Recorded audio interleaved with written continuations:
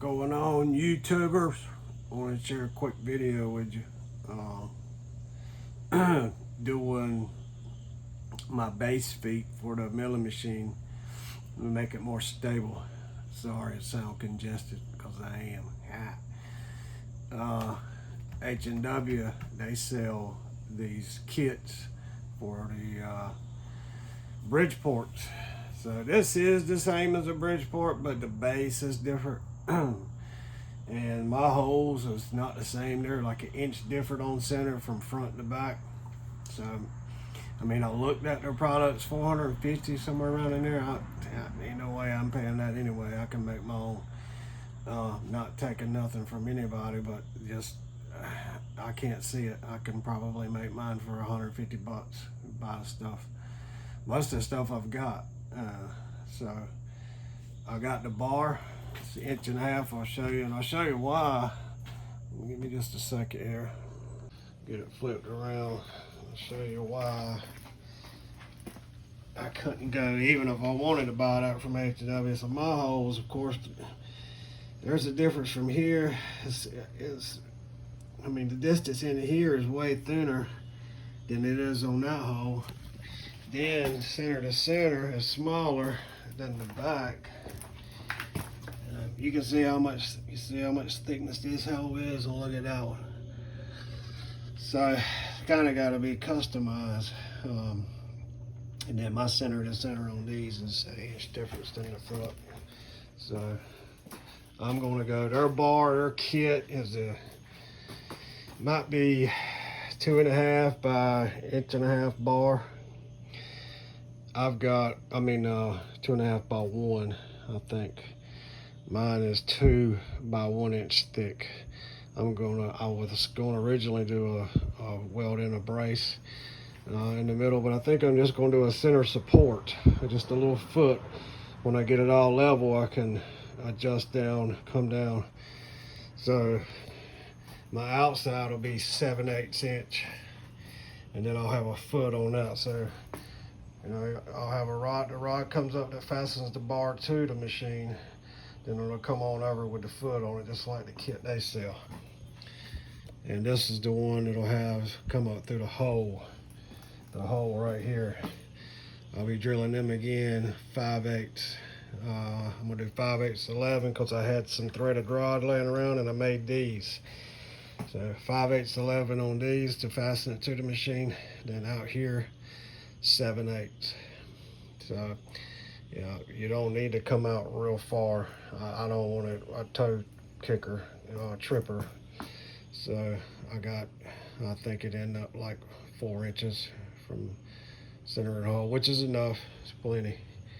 So I'll give you an update on it when I get all these drilled and tapped and cleaned up. And I'll probably paint everything up. There's the other one, I got it done. Still got to come back in and do my 5/8 hole, and then I'm gonna do one in the center. So I'm doing one dead in the center so I can adjust my foot down once it's all set up, and paint it up, and should be ready to set up. So I'll be back when I get it done, and let you see how it worked out. And what I'm doing here is making my feet now. I'm just parting these off a 1/2 inch thick. My rubber mat is 3/4 thick, so that's gonna leave me, my rubber is gonna recess up in there and stick down about 1/4 inch. I'll be cutting out caps. I'll probably use, the quarter plate, and then welding my caps around, and then welding my nut center for my threaded rod to go down in, and painting it up, and then I'll be adhesing it in my feet pad, and those will be ready. Bring it back.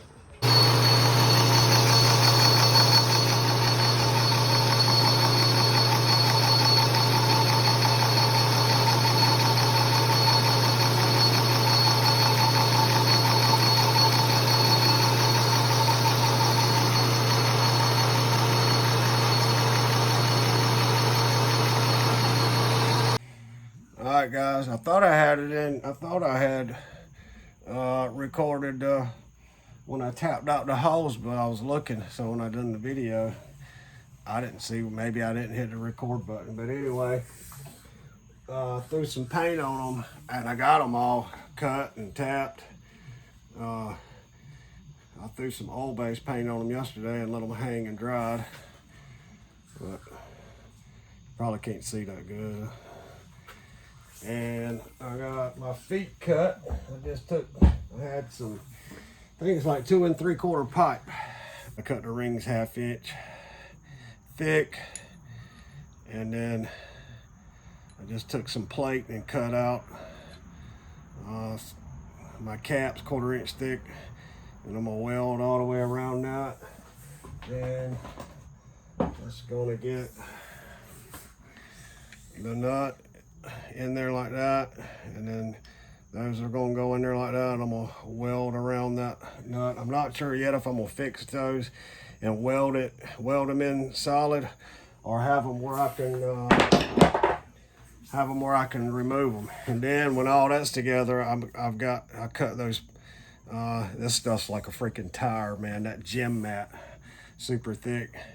Those are gonna go in that cup, and there'll be probably, can't see the way the light is, there'll be a good 1/4 sticking down, a pad that it can set on for vibration. So it ought to work really good. We'll see. I think I'm gonna end up having like 130 bucks in it, so it's better than 450, or one set I seen was 539 bucks. So it's a fun little project. Be a good project for somebody who don't want to spend that money and do a little practicing like me. So, all right, see you in a bit when I get her done. All right, what's up, guys? So I may have done a lot without turning on a video, and my bad. I should have been videoing a lot more, but I thought of it in time. I got everything done. So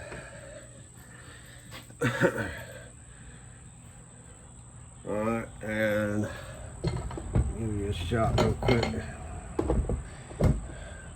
of the feet. So I got the pads pressed in, and I put MP1 in there and pressed them in on my little press, and just seated them down good and let it ooze out, because it was a tight fit anyway. All right, then my nut and a little washer, so when I adjust up, it'll push it up. And I'll show you what I got going on.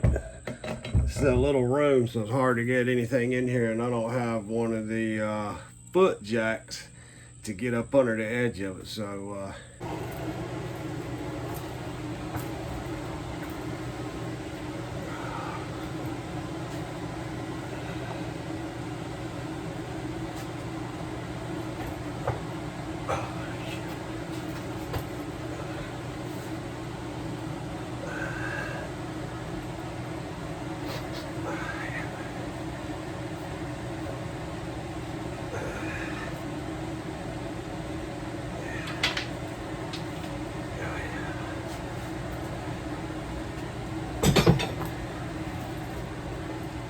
little by little,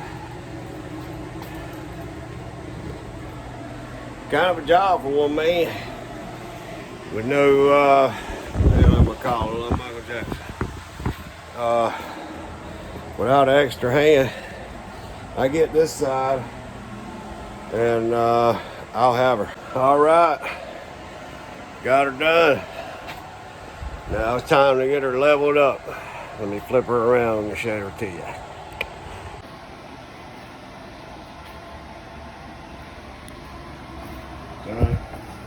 And see, I done me a center bolt that I can bring down and tightened up and just give it some, and they probably don't need it. They don't have it in the kit that they sell on FW like this, not that I've seen, but I just thought it'd be a good idea to give me some center stabilization. So yeah, man, this is gonna work sweet. I can see a lot of benefits for this. For one, it puts the work like way up right here in your face. All right, then of course you could clean under it better. and it's supposed to make the machine super stable, a lot more stable. But instead of the coolant going inside, cause it's such a pain. When I first bought this machine, nobody had never cleaned it out, and to get in here and clean this crap out, well, I got my hose running through it, but inside of there, I got it really clean now. I'm thinking I can make me a pan, but I can get like oh man, maybe a 4 or 5 inch pan under there, as wide as the whole machine, long and width, and then run fabricate me up a drain system straight down in the pan, and then that way I can just pull my pan out and clean it and push it back in. You can barely get to the bottom of that in there with your arms. Like I had to, most of it I just sucked up the shop vac and would take a stick, and I mean it took me a long time to get it. I like that idea. That's probably what I'll do, rig me up a coolant pan up under that. But she's there. I haven't got it dead level yet. I just got it done. So now I'm gonna dial it in. So tickled to have that. It's a fun little project. I've got to come, I'll probably come back, screw these off, put me some washers in them. These get another washer in it. Once I get it level, I didn't have enough nuts. I had just enough to put her in the bottom with a washer. I get it level, I'll come back, put a washer on them, and clench it down. All right, guys. All right, so that concludes this little project. I'm gonna give it a wrap here, and I got a couple other things. I'm gonna do that inner pack cylinder. It's a 50 ton on my 50 ton press. I'll be doing a video on that too. Maybe I can get to that next weekend.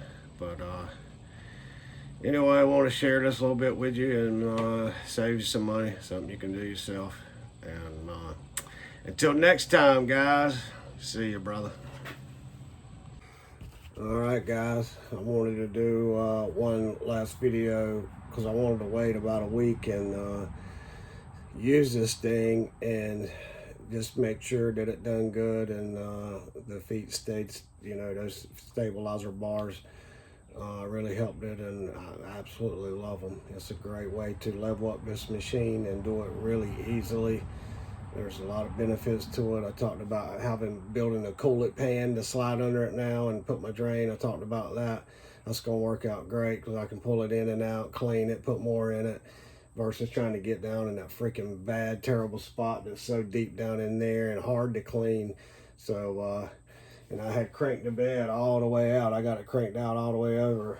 And man, this thing, it is just stout. And you know, before it had some wobble and play to it. I had the concrete slope, so I had it shimmed up on this side. I think 5/8, 7/8 on that to nothing on this corner. And I had 60-61 plates and some thin pieces that I used to shim. And even then, if I had the bed cranked way over it, it had some white, it would move, you know. So this is stout. I love this. This was such a great design. I'll give you one last shot of how it turned out, and we'll see how it does, you know, over time. But I believe this is just going to be great. I absolutely love this idea. And see, I didn't let my feet come over much at all here. I wanted them as close as I could get to keep just the toe grabbers out of the way. And I just used me some PVC pipe for thread protectors. And off and on easy, and it's done. Great little simple project to really help that machine stay stable. So big thumbs up, and we will see you on the next one, guys. Hope it helps and save you some money. I'm out.